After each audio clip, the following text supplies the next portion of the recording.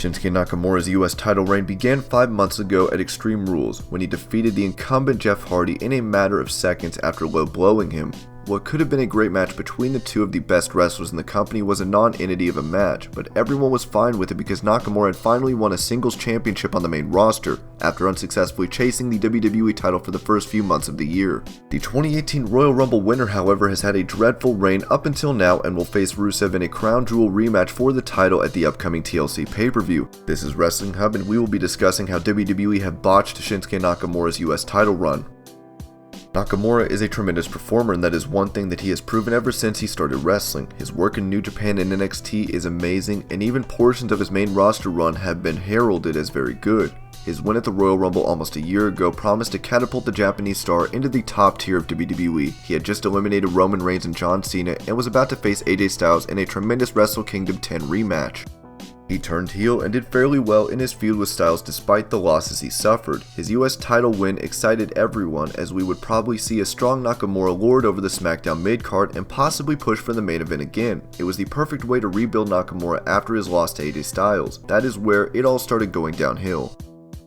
Nakamura's win against Hardy may have been short and sweet, but the post-match angle reflected something else altogether. As Nakamura celebrated, Randy Orton started walking out, seemingly to issue a statement about how he was the next in line for a shot at the title. Instead, he just walked past Nakamura and RKO'd a defeated Hardy. The loser was more of a target than the man with the title. It was evident right there that Nakamura had been given the championship because Hardy and Orton didn't need it, and they had no plans on what to do with the new champion Nakamura. After his win, his first title defense came almost immediately, as he defended the title against Jeff Hardy 2 days later on SmackDown.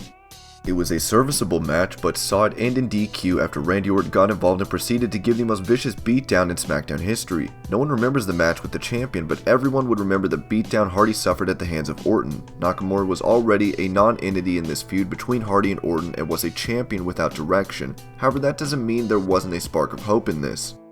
Hardy and Nakamura would keep feuding, even though it was evident that the main feud was between Orton and Hardy. SummerSlam saw Nakamura defend his title against Hardy yet again, but this time in an absolutely wonderful match which he won after decisively beating and pinning Hardy. This was the last glimmer of hope, as Nakamura was once again cold-shouldered by Orton, who'd rather go after Jeff Hardy. This sideshow really hurt Nakamura's credibility, but it was only going to get worse for him.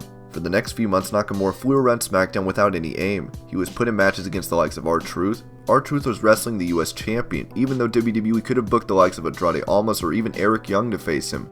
Wrestlers with absolutely no heat were challenging him, such as Ty Dillinger. Rey Mysterio beat Nakamura clean to progress onto the Crown Jewel World Cup. Nakamura had essentially fallen from relevance in the eyes of everyone. He had one pay-per-view defense against Hardy and later had a kickoff show match against Rusev at Crown Jewel. In the meantime, he missed shows like Hell in a Cell and the Super Showdown completely.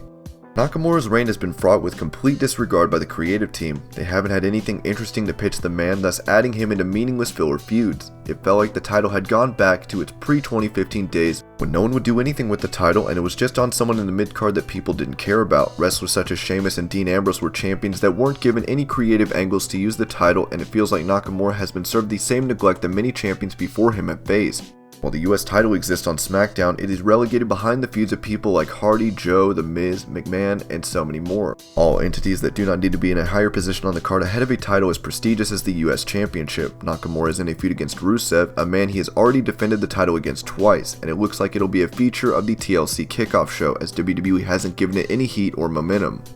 The neglect of the US title in favor of other non-title wrestlers and not giving Nakamura any material to test his range as a heel performer has hurt everyone involved. The title seems less important, Nakamura seems less important, and the fans have been made to endure the misuse of one of the best talents in the wrestling world for almost half a year. For shame, WWE.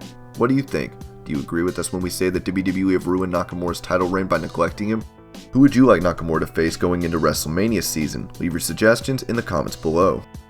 And this is how WWE turned Shinsuke Nakamura's US title reign into a botch. I hope you're all having an amazing day. Thank you so much for watching Wrestling Hub, and I'll see you later with more videos.